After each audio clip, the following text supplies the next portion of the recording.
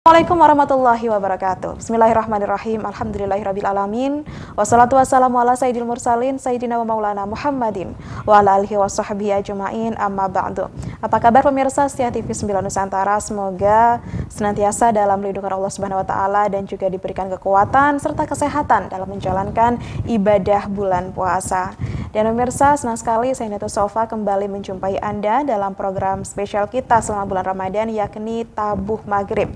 Sebuah program yang insya Allah senantiasa dapat menambah pengetahuan kita jelang menunggu buka puasa. Dan pemirsa, hari ini kita akan membahas dengan tema yang sangat luar biasa, yaitu membumikan wakaf produktif. Tentunya dengan narasumber yang sudah bergabung secara virtual bersama kami. Kita sapa terlebih dahulu Profesor Dr. Nurul Huda, SE, MM, MSI. Assalamualaikum Profesor Dr. Nurul Huda. Waalaikumsalam warahmatullahi wabarakatuh. Kabarnya sore ini baik, Prof? Alhamdulillah Mbak, mudah-mudahan Mbak baik juga. Alhamdulillah, amin.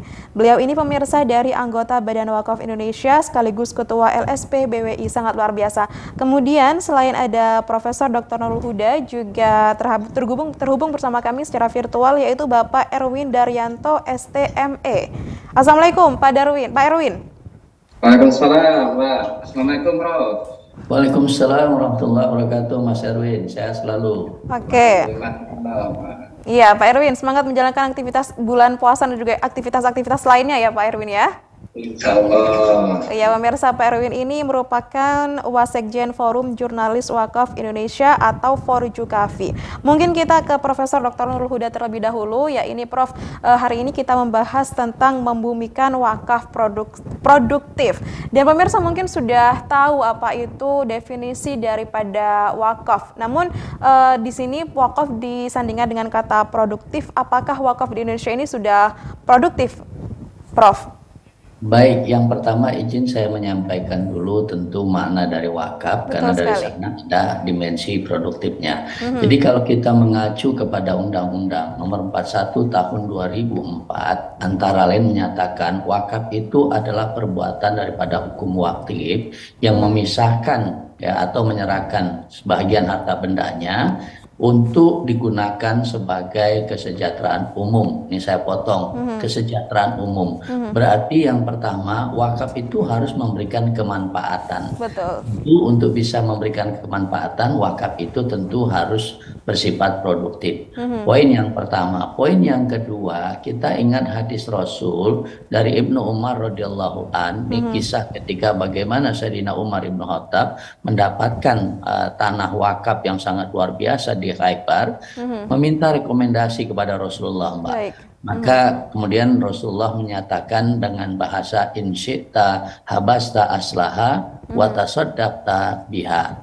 Artinya kata Rasulullah, kalau kamu mau tahan pokoknya. Ada kata-kata al-habs yang artinya adalah menahan. Inilah makna wakaf. Tahan pokoknya, kemudian sedekahkan manfaatnya. Maka yang dibagikan itu adalah manfaatnya. Baik. Manfaat itu terbentuk ketika aset wakaf itu diproduktifkan, atau manfaat itu munculkan aset wakaf itu bisa memberikan hasil. Nah, yang nanti hasilnya itulah yang dibagikan. Karena konsepnya pokok wakaf itu tidak boleh berkurang sama sekali. Ini konsep wakaf. Makanya wakaf punya dua makna secara bahasa. Yang pertama wakaf yakifu wakwan, wakfan yang artinya adalah berhenti ataupun diam. Yang kedua al-habs yang tadi saya sampaikan, yang maknanya adalah menahan. Jadi perspektif dari pengertian kita bisa maknai ya wakaf harus orientasinya adalah wakaf produktif. Iya. Demikian, Mbak. Iya, dari segi pahala nih, Prof. Apa keutamaan wakaf, Prof? Masya Allah, kalau kita bicara pahala saya katakan ya, kita ingat hadis Rasul, ijamatul insan qata'ila min salasah. Jadi putus amal ibadah anak Adam. Kalau Allah panggil kita, nggak ada lagi kita di dunia ini, maka ada 3 amalan, Mbak. 3 amalan ini yang akan terus ya memberikan pahala walaupun kita sudah tidak ada lagi di dunia. Iya, 3 apa saja, Prof?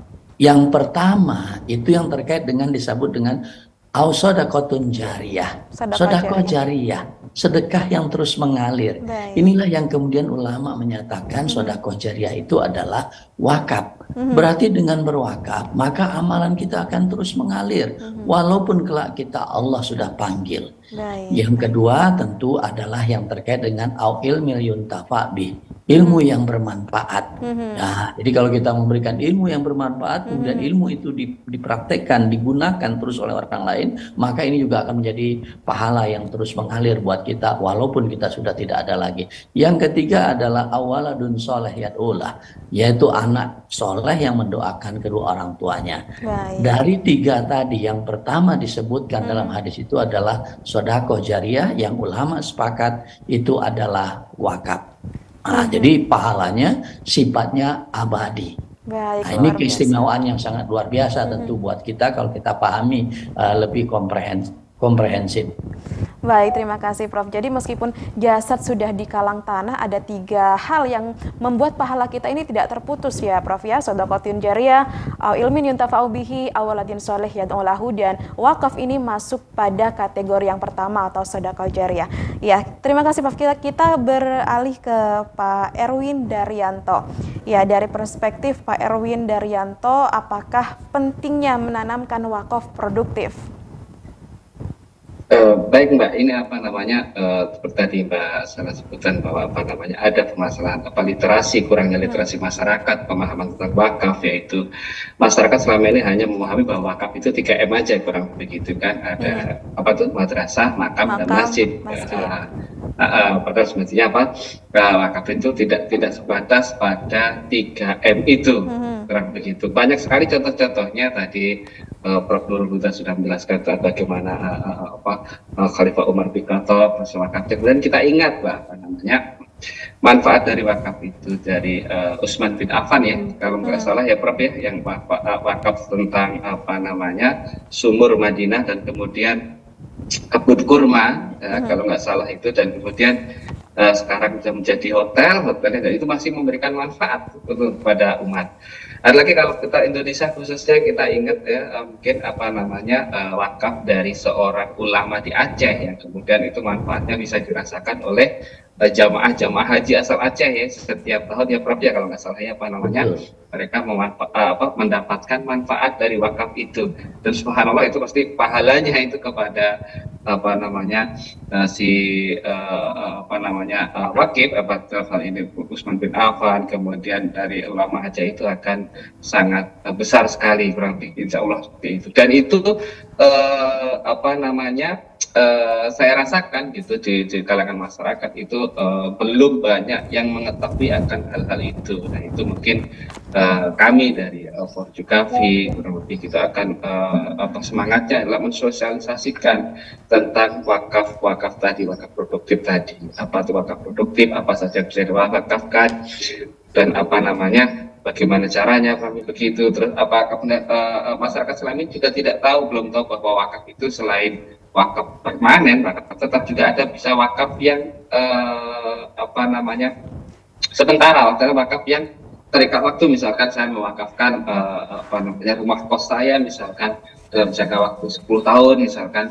Terus kemudian wakaf itu tidak hanya wakaf itu kan manfaatnya dirasakan oleh umat masyarakat, tapi juga bisa juga wakaf itu kita manfaatnya itu kepada ahli waris kita, gitu kan, seperti itu. Nah itu yang masyarakat itu masih kurang pemahamannya, sehingga kita dari Forjukavi semangatnya adalah untuk mensosialisasikan atau menguatkan literasi tentang wakaf itu.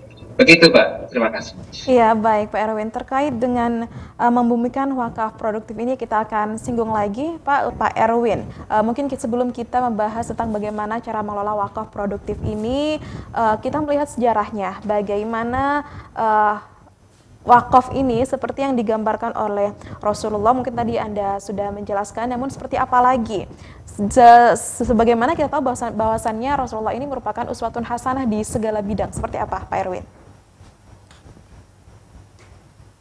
Gimana Mbak?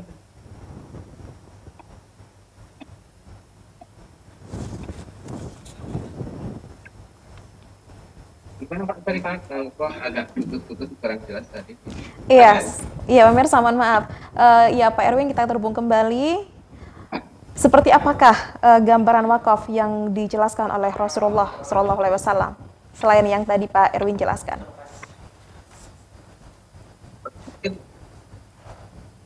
Udah kan tadi dijelaskan soal wakaf Rasulullah.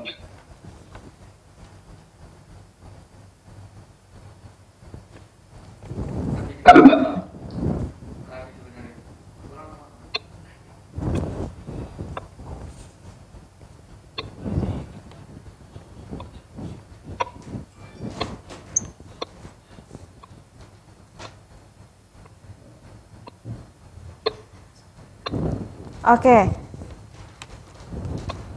Oke, mohon maaf pemirsa, kita beralih ke Prof. Dr. Nurul Huda. Iya, Prof, kita tersambung kembali. Mungkin Prof, jika Anda tadi sudah menjelaskan sebagaimana pahala wakaf dan juga definisi wakaf, kita tahu bahwasanya Rasulullah ini merupakan suri tauladan atau uswatun hasanah di segala aspek. Seperti apa lagi gambaran yang dicontohkan atau diajarkan oleh Rasulullah SAW tentang wakaf, Prof? Baik, makasih Mbak. Yang pertama mungkin para ulama yang menganggap wakaf sudah mulai dicontohkan langsung oleh Rasulullah ketika pertama kali Rasulullah hijrah, ya, jadi dari Mekah ke Madinah. Nah, ketika itu Rasulullah mendirikan yang namanya Masjid Kuba, ya. Jadi beliau membeli tanah seharga 100 dirham, ya, dari seorang wali anak yatim Bani Najjar, lalu menyerahkannya untuk pembangunan masjid. Ini sebenarnya konsep wakaf yang pertama diletakkan oleh Rasulullah. Yang kedua, Mbak, ketika Rasulullah SAW pada tahun ketiga Hijriyah, Rasulullah itu membeli kebun kurma milik Mukhairik. Ya, nah itu diantaranya ada kebun yang namanya Arab, ya, Syafiyah, Dalal, yang lalu kemudian diwakafkannya. Berarti Rasulullah mewakafkan kebun kurmanya, yang terkenal nanti dengan istilah perwakapan 7 kebun kurma di Madinah. Kemudian sahabat Rasul pun sama. Tadi Umar ibn Khattab sudah saya sampaikan. Ada seorang sahabat ketika mendengar ayat yang menyatakan lan tanalul birra hatta tunfiqu mimma tuhibbun. Ya, jadi belum sempurna kebajikan kita sebelum kita memberikan yang terbaik yang kita miliki. Maka seorang sahabat Abu Talha ketika mendengar ayat tersebut, dia langsung menghadap Rasulullah. Ya Rasulullah, ya, aku punya kebun kurma yang sangat bagus sekali. Aku mendengar ayat lan tanalul birra hatta tunfiqu mimma tuhibbun, maka aku berikan ini ya Rasulullah. Ya. Kemudian kalau kita lihat lagi sahabat Sayyidina Abu Bakar As-Siddiq mewakafkan rumah, ya, dengan tanahnya di Mekah yang diperuntukkan kepada anak keturunannya. Boleh kepada anak keturunannya, boleh. Itulah yang kita kenal nanti dengan istilah wakaf ahli. Baik. Tadi sudah disampaikan oleh Mas Erwin, ada Utsman bin Affan yang mewakafkan sumur rumahnya dan kebunnya di Khaybar pula. Yang juga sekarang sudah ada hotel Utsman bin Affan yang sampai dengan saat ini. Nah, ini menandakan ada sebuah hadis menyatakan lam yakun ahadun min ashabin Nabi sallallahu alaihi wasallam zu maqdiratin illa waqaf. Baik, betul. Ya, jadi tidak ada satupun sahabat Rasulullah SAW yang punya kemampuan yang tidak berwakaf. Hampir semua sahabat Rasul yang punya kemampuan dia berwakaf. Nah, inilah peletak dasar sebenarnya bagaimana wakaf harus terus dikembangkan karena Rasul sudah memberikan contoh secara langsung dan tidak hanya mengatakan apa itu wakaf tapi langsung mempraktekkan. Inilah wakaf yang dilakukan oleh Rasulullah Shallallahu Alaihi Wasallam. Demikian, Mbak. Iya, baik, luar biasa, Prof. Kita beralih kita menuju ke pembahasan wakaf produktif, Prof. Jadi bagaimana sih cara pengelolaan dan juga pelaksanaan dari wakaf produktif ini? Apakah erat kaitannya dengan rukun-rukunnya atau bagaimana, Prof? Baik, yang pertama, jadi selama ini yang tadi Mbak sampaikan kita mengenal dengan 3M. Akhirnya yang terjadi adalah apa? Yang terjadi aset wakaf itu banyak yang tidak produktif. Betul. Tanah wakaf yang tidak dikelola akhirnya ya tidak memberikan hasil ataupun manfaat. Ini tentu kasihan kita kepada wakif yang sudah mewakafkannya.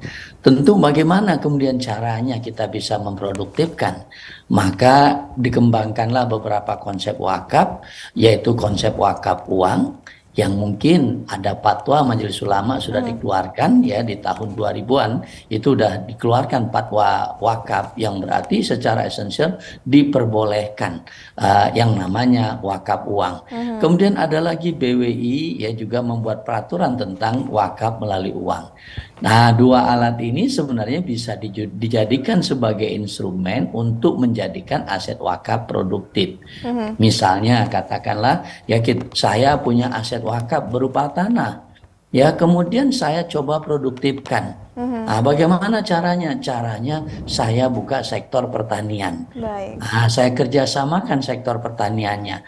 Ada petani yang saya libatkan di sana, kemudian saya menggunakan juga dana dari wakaf uang yang saya tempatkan di sektor pertanian tersebut.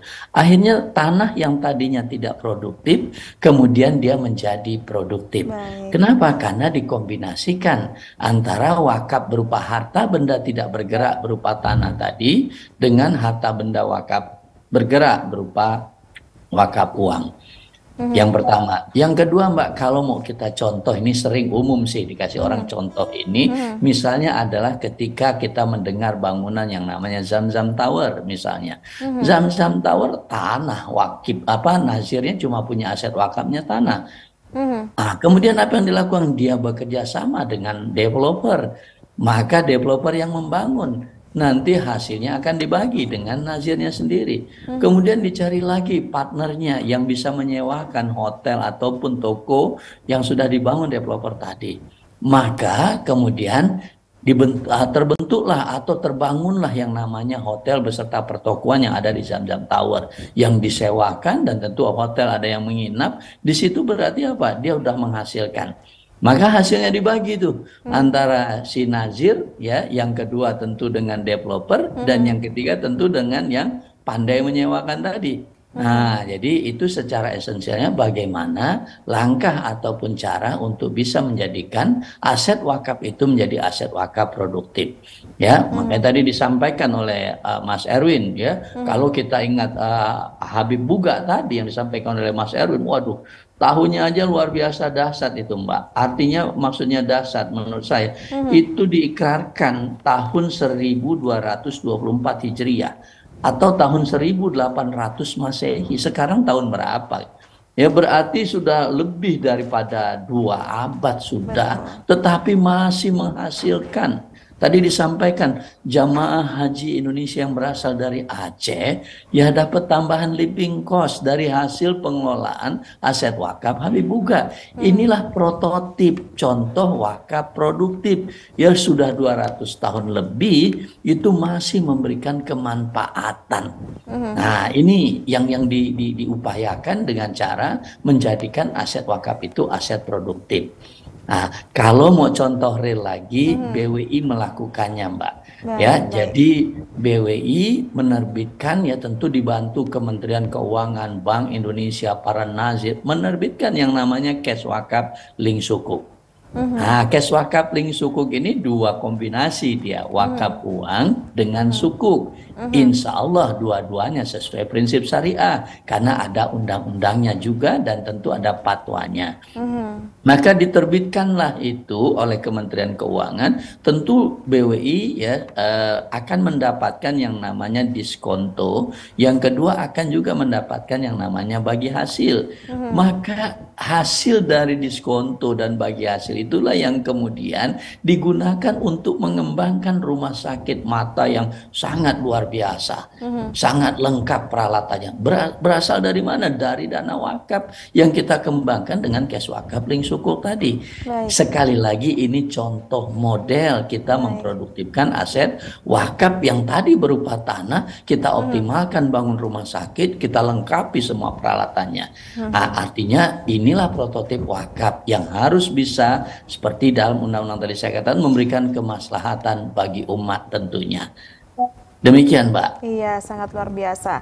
Jadi upaya daripada memaksimalkan wakaf produktif ini lebih ke cara kita bagaimana mengelola wakufnya, begitu ya, benda yang diwakafkan seperti itu ya, Prof. Kita sebagaimana yang sudah dijelaskan oleh Prof. Nurul Huda tadi, bahwasannya seperti apa syariat wakaf yang sudah disyariatkan oleh Allah dan juga Rasulnya. Seperti apa Pak Erwin peran dari masyarakat itu sendiri dalam membumikan wakaf produktif, Pak? Baik, terima kasih Mbak. Tentunya tadi seperti peran masyarakat salah satunya ingin kita lakukan seperti yang dilakukan oleh Forjukafi, Forum Pemilih Wakaf, yaitu mensosialisasikan wakaf salah satunya melalui media, kurang lebih begitu kan. Betul. Melalui media karena kita basicnya adalah media. Tentunya kalau di antara kita ada yang di Dewan Kemakmuran Masjid, tentu sosialisasi itu bisa kita laksanakan di masjid-masjid melalui pengurus DKM, kemudian antar pengurus DKM dan lain sebagainya sebagai penguatan literasi. Nah, kemudian apa yang bisa dilakukan di media? Salah satunya misalkan kita mewartakan soal bagaimana selain tadi disebutkan oleh Prof. Nur Huda, wakaf dari Zamzam Tower, kemudian Sumur Utsman bin Affan, Hotel Utsman bin Affan. Kita jangan lupa bahwa beberapa kampus perguruan tinggi ternama di Indonesia itu juga di dunia bahkan itu salah satunya itu adalah hasil wakaf.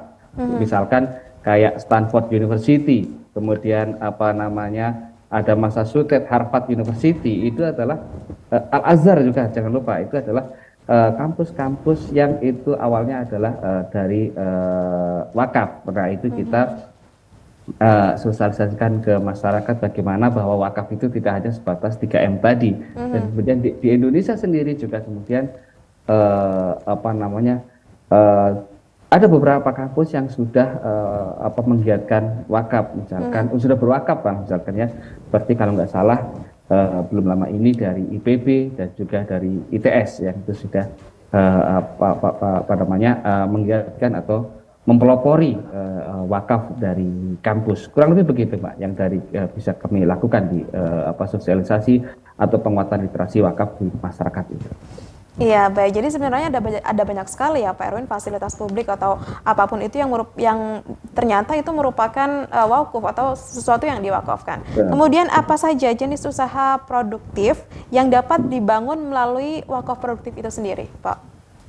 Ada kalau kita kemudian kalau tidak salah gitu ya, ada beberapa usaha yang itu dibangun dari wakaf produktif, misalkan rumah makan, kalau nggak salah itu ada salah rumah makan Ampera kurang lebih gitu ya. Terus kemudian ada di Bandung itu kalau nggak salah ada lagi juga usaha yang itu memang ini adalah untuk wakaf produktif. Saya lupa namanya, itu di Bandung, Jawa Barat itu ada. Kemudian ada rumah makan juga yang itu adalah memang usahanya digunakan untuk wakaf produktif. Ada beberapa bisnis yang itu memang untuk wakaf produktif. Jadi asetnya itu dikelola, kemudian dikembangkan, dan hasilnya itu untuk umat, untuk masyarakat, untuk masjid dan lain sebagainya. Iya, Pak Erwin, untuk jenis usahanya sendiri apa saja, Pak Erwin? Jenis usahanya bisa restoran makanan itu bisa. Kemudian ada juga perkebunan, itu banyak perkebunan, kalau tidak salah, pertanian itu juga bisa. Jadi misalkan ada masyarakat yang dia ingin mewakafkan tanahnya, kemudian tanahnya itu dikelola untuk hasil pertanian, kemudian pertanian itu di hasilnya itu untuk masyarakat, untuk kegiatan ibadah, untuk masjid dan sebagainya. Ada juga mungkin masyarakat yang punya tanah yang luas kemudian diwakafkan untuk di atasnya berdiri pesantren, itu membangun unit usaha, begitu. Jadi tidak dibatasi ya Pak Erwin ya? Tidak. Iya Pak Erwin. Kemudian dalam hal mengupayakan wakaf produktif ini dari Pak Erwin Daryanto sendiri, apa saja sih problem atau kendala yang biasa dihadapi atau sering dihadapi? Nah, sekarang ini problem yang sering dihadapi, izin Prof mungkin nanti bisa dikoreksi terkait misalkan nazir. Nazir kita sangat terbatas.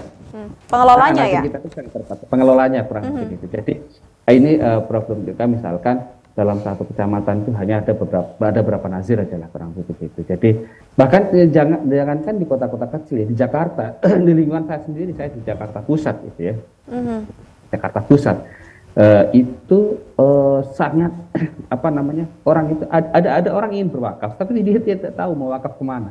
Baik. Masjidnya di KM sendiri juga apa namanya tidak tahu, tidak punya yayasan wakaf itu. Kemudian kalau di masjidnya ada DKM, dia juga tidak tahu kemana nazirnya itu di sebelah mana, di mana, terus apa alurnya ke KUA itu seperti apa, itu juga masih jadi kendala. Selain literasi, memang pemahaman masyarakat tentang wakaf produktif itu masih minim. Dia tahunya masyarakat kalau wakaf itu tetap 3M itu tadi, selebihnya itu belum begitu paham. Itu pun juga karena ada satu kendala lagi, jarang sekali ulama-ulama kita, penceramah-penceramah kita yang mengangkat tema wakaf ini sebagai materi khutbah, materi ceramahnya. Itu sih yang mungkin saran.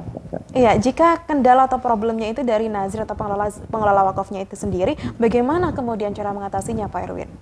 Nah, tentunya tadi menambah nazir tadi, menambah nazir menambah nazir yang ada, terus kemudian pelatihan nazir. Jangan lupa, nazir pun yang sekarang ada juga masih mengalami problem tentang bagaimana pengelolaan dari yayasan nazir tadi, entah itu transparansinya, kemudian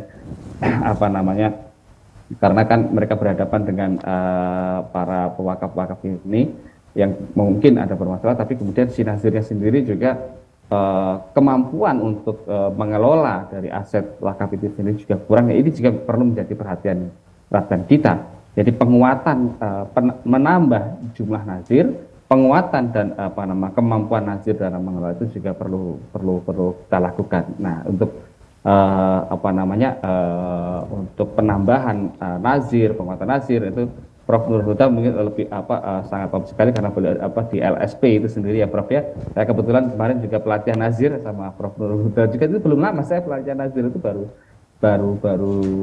setahun kalau nggak salah, baru pelatihan nazir. Samping itu juga mohon maaf karena biaya juga. Jadi saya di DKM itu kalau kemarin saya tidak ikut World Cafe kemudian disponsori oleh dari Bank Mega Syariah, mungkin tentu saya sebagai DKM tidak bisa mengikuti pelatihan nazir. Angka untuk ikut pelatihan nazir ini bagi kami di DKM itu sangat masih kurang terjangkau, kurang begitulah. Jadi kita akan memprioritaskan dulu untuk bayar listrik ketimbang untuk pelatihan nazir. Lebih gitu, kurang lebih gitu. Untuk saat ini yang menjadi kendala kami baik di masyarakat maupun di DKM itu. Iya, terima kasih Pak Erwin. Jadi memang kendalanya itu nazir atau pengelola wakafnya. Mungkin bagaimana jika problemnya demikian, cara mengatasinya mungkin kita akan singgung kepada Prof. Nurul Huda selaku anggota dari Badan Wakaf Indonesia. Nurul Huda, kita lanjutkan perbincangan kita. Mungkin tadi sudah dijelaskan oleh Pak Erwin tentang apa dan bagaimana problem yang seringkali dihadapi dalam membumikan wakaf produktif ini. Kemudian untuk menanggapi hal ini, apa saja yang sudah dilakukan oleh BWI, Prof? Ya, yang pertama tentu melanjutkan yang disampaikan Mas Erwin tadi, riset sudah dilakukan, ternyata memang salah satu penyebabnya itu adalah nazir. Maka kemudian Kementerian Agama dengan BWI serta stakeholder wakaf lain berusaha merumuskan yang namanya SKKNI. Alhamdulillah di bulan April tahun 2021 telah terbit keputusan daripada Menteri Tenaga Kerja yang menetapkan SKKNI atau Standar Kerja Nasional bagi pengelola wakaf khususnya nazir. Sehingga menindaklanjuti itu BWI kemudian membentuk yang namanya lembaga sertifikasi profesi. Nah, yang tentu yang pertama yang dilakukan adalah memberikan pemahaman mendasar kepada pihak nazir dalam satu, bagaimana dia menerima harta benda wakaf itu. Yang kedua, bagaimana dia mengelola harta benda wakaf itu. Yang ketiga, bagaimana dia mengembangkan harta benda wakaf itu. Yang keempat, bagaimana dia membuatkan pelaporan terkait dengan harta benda wakaf yang dikelolanya itu. Inilah yang ditetapkan oleh Badan Wakaf Indonesia, sehingga nazir harus punya kemampuan dalam hal yang saya sebutkan tadi. Nah, makanya kemudian dengan adanya ini, maka akhirnya nazir bisa punya pandangan bagaimana memproduktifkan aset wakafnya. Nah, betul yang disampaikan Pak Erwin tadi, tentu masih banyak yang belum terjangkau oleh BWI terkait dengan masalah nazir-nazir yang kita minta dia harus memiliki sertifikasi kompetensi dalam hal dia sebagai pengelola wakaf ataupun nazir tadi. Nah, ini yang kita lakukan. Yang kedua, Mbak, yang kita lakukan tentu dengan bersinergi kita terus menciptakan produk-produk yang baru. Ya, kita memadukan antara produk wakaf yaitu dengan produk-produk industri keuangan. Sekedar informasi ya, nah, ini dalam belakangan ini kita sudah mencoba membentuk yang namanya wakaf sukuk ya. Jadi alhamdulillah ini 3 model kita bangun. Nah, ini semakin memposisikan wakaf itu ranahnya bukan hanya yang sifatnya 3M, sudah agak modern kita bergeraknya. Jadi kita mengembangkan wakaf sukuk, Mbak, untuk pengembangan klinik wakaf. Ya, jadi ada klinik wakaf Panacea di Batam. Nah, itu kemudian kita menerbitkan yang namanya security crowdfunding. Nah, jadi security crowdfunding ini untuk mendanai aset-aset wakaf supaya dia produktif. Alhamdulillah terkumpul dana kurang lebih 2,6 miliar. Yang kedua dicoba lagi waktu itu dengan produk kue kering brand Ina Cookies. Nah, jadi ini alhamdulillah juga ini adalah industri produk roti dan kue. Kita terbitkan juga security crowdfundingnya dalam waktu tidak lebih daripada 20 jam terkumpul dana 5 miliar. Yang terakhir, Mbak, wakaf sukuk di Malang Strudel. Ya, jadi di wakaf sukuk Malang Strudel ini alhamdulillah terkumpul juga dana 1,5 miliar. Berarti dengan desain produk yang baru, Nazir yang melakukannya. Berarti apa? Nazir sudah punya pemikiran untuk meng-create model-model yang mengkombinasikan wakaf itu dengan jenis produk keuangan lainnya. Nah, akhirnya apa? Ini kalau ini digulirkan terus, tentu kemampuan memproduktifkan aset wakaf itu akan semakin meningkat. Karena memulai dari tidak tahu nazir rata-rata. Selama ini dia tradisional cara mengelolanya. Kita geser untuk menuju ke dalam pengelolaan yang sifatnya lebih modern. Karena kita paham sekali tadi. Nah, penyebab dari kurang berkembangnya perwakapan itu memang orang menunjuk semuanya kepada aspek nazirnya. Maka dari sisi itulah kita kemudian memperbaikinya ya, dengan harapan tentunya ketika nazir sudah punya kemampuan ya dalam hal investasi aset wakaf, saya punya keyakinan aset wakaf semuanya akan bisa produktif. Nah, demikian, Mbak. Iya, luar biasa BWI ini ya, Prof ya. Jadi pemirsa, wakaf sekali lagi tidak hanya 3M atau masjid, makam dan juga madrasah, namun semakin berkembang ke ranah yang lebih modern ya, Prof ya. Kemudian selain kendala daripada aspek nazirnya itu sendiri, apakah ada kendala lain atau apakah ada kendala lagi yang mungkin menjadi problem untuk membumikan wakaf produktif ini, Prof? Dan bagaimana cara mengatasinya?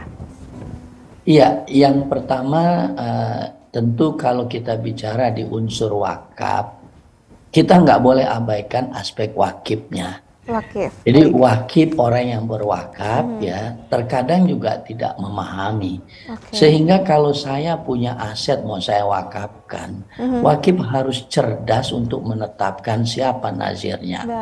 Karena yang banyak terjadi, wakif menyerahkan kepada orang yang mohon maaf sekali lagi tidak punya kompetensi, tidak punya kemampuan untuk mengembangkan aset wakaf yang diberikan tadi. Satu. Yang kedua, di antara wakif ketika dia mewakafkan aset wakafnya, nah ini terkadang ahli waris nggak dilibatkan, Mbak. Sehingga ketika aset wakaf itu sudah mulai berkembang, maka ahli waris mengatakan itu bukan wakaf. Ya, akhirnya ada persoalan. Ini yang kemudian tentu kita harus juga yang kedua mencerdaskan dari sisi wakifnya. Nah, itu bagian yang kedua. Bagian yang ketiga, bagaimana selalu kami di BWI mengingatkan Para nazir jangan bekerja sendiri. Para nazir, mari kita bersinergi. Nah, dalam konsep agama sering kita sebut dengan bermuawanah. Jadi bersinergilah antara nazir yang satu dengan nazir yang lain. Ya, misalnya yang tadi saya sampaikan, ya, yang namanya Rumah Sakit Mata Ahmad Wardi itu adalah kolaborasi Badan Wakaf Indonesia dengan yang namanya Dompet Duafa.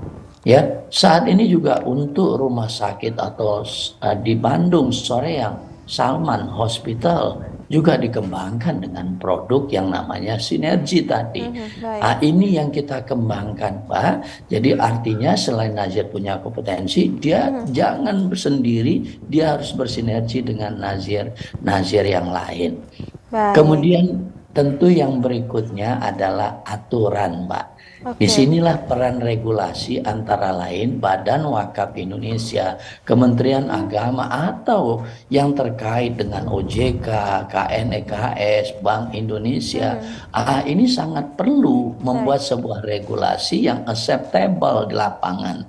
Ya, jadi isu yang terbaru sekarang dimungkinkan misalnya bank syariah itu sebagai nazir. Iya, Karena baik. selama ini bank syariah itu hanya sebagai LKSPWU, Lembaga Keuangan Syariah Penerima Wakaf Uang. Iya, baik. Ini yang terus dikembangkan, Mbak. Ya, baik. Jadi selain kendala dari nazir, juga wakif ini juga menjadi kendala karena keawaman wakif ini mungkin nanti berpengaruh kepada sigot dan juga mauquf alaihnya, seperti itu ya, Prof. Kita akanlah Erwin. Ya, mohon maaf, kita masih ke Pak Profesor Dr. Nurul Huda.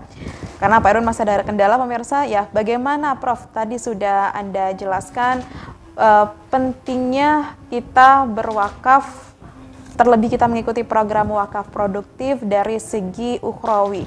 Dari segi duniawi, seperti apa, Prof?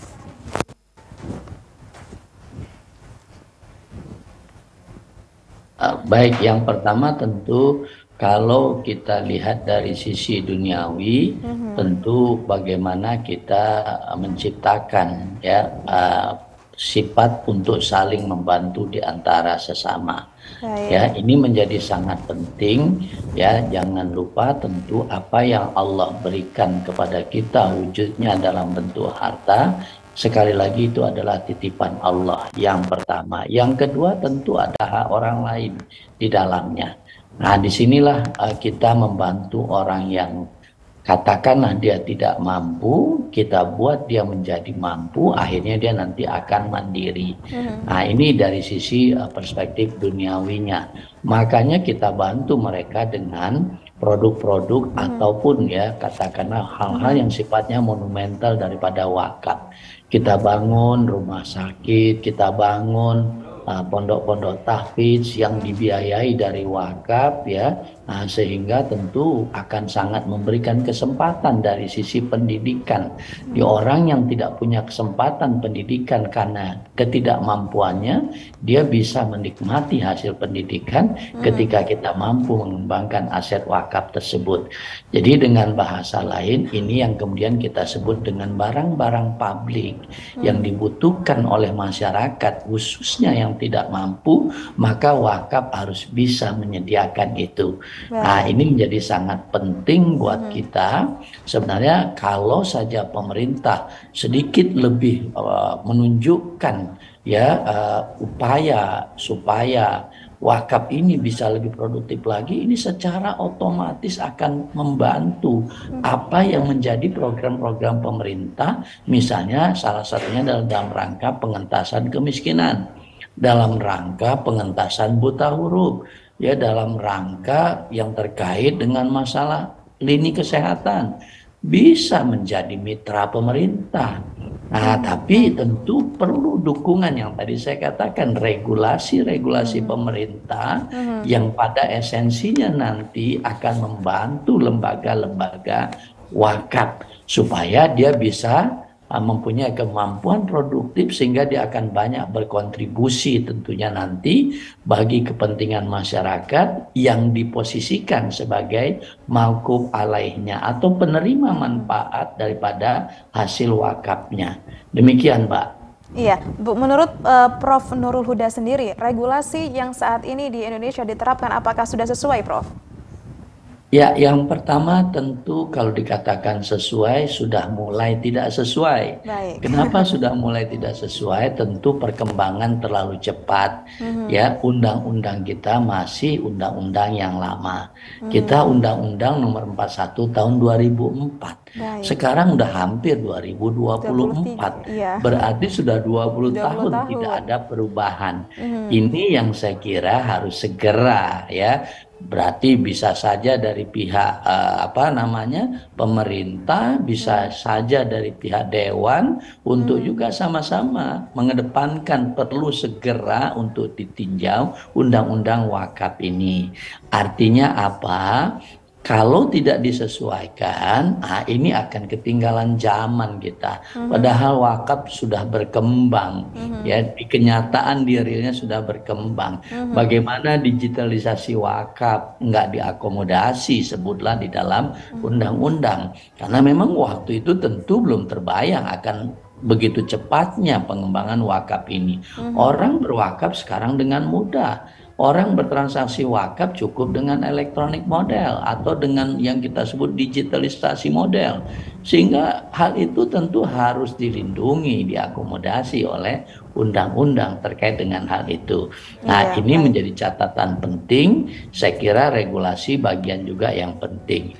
Yang kedua, kalau boleh saya katakan, BWI harus lebih diperhatikan dalam tanda petik. Ya tentu dari sisi pendanaan BWI, kalau kita coba komparasi sedikit dengan Basnas, tentu diharapkan BWI harus punya juga ranah untuk mendapatkan pendanaan yang bersumber dari APBN sehingga dia akan lebih bisa berkontribusi dalam rangka mensupport program-program pemerintah yang saya sampaikan tadi. Iya, Begitu, baik Pak Mbak. Yai, luar biasa. Jadi ini yang masih menjadi PR kita bersama karena nanti diharapkan tujuan daripada wakaf ini dapat menjadi sarana pemerataan ekonomi. Kemudian terakhir Pak Yai, sebelum kita closing atau sebelum kita mengakhiri perbincangan kita pada kesempatan kali ini, bagaimana sih Prof untuk menumbuhkan kesadaran dalam masyarakat kita itu terkait hal wakaf ini? Ya, yang pertama betul kita harus bertahap. Yang pertama kalau ibaratnya saya mengatakan supaya keyakinan masyarakat itu tumbuh, yang pertama namanya istilahnya ilmu yakin, Mbak. Kasih keyakinan secara keilmuan. Ini loh wakaf, ini loh manfaat wakaf untuk dunia kita, untuk akhirat kita. Berarti dari tataran yang namanya ilmu yakinnya. Yang kedua, kita masuk ke tataran ainul yakin. Artinya kita memberikan contoh kepada calon-calon wakif. Nah, inilah contoh wakaf. Inilah contoh manfaat wakaf. Misalnya ada rumah sakit, ada lembaga pendidikan yang bisa menampung orang yang tidak mampu. Itu yang namanya ainul yakin. Baik. Baru sampai pada satu titik dia akan menuju yang namanya hakul yakin. Baik, Saya luar biasa. percaya ternyata wakaf memang demikian. Insya Allah saya akan segera berwakaf. Baik, terima Demikian, kasih Prof penjelasannya dan juga kami ucapkan juga terima kasih kepada Pak Erwin atas waktu dan juga kesediaannya. Dan demikian pemirsa perbincangan kita tentang wakaf. Wakaf sekali, pahalanya abadi. Dan apapun yang dinafkahkan di jalan Allah, sungguh pahalanya tidak terbatas bahkan sampai jasad di kalang tanah. Semoga pembahasan kita pada kesempatan kali ini dapat memberikan manfaat untuk kita bersama. Akhirnya saya Niatul Sofa pamit undur diri. Dan sebelumnya bagi Anda yang mungkin ingin mengadakan buka puasa bersama, event bukber dan menghadirkan tausiah daripada kiai atau tokoh agama dan ingin diliput oleh tim kami, tim TV 9 Nusantara, silakan langsung saja menghubungi 0821 31744321. Wallahul muwaffiq ila aqwamit thoriq. Wassalamualaikum warahmatullahi wabarakatuh.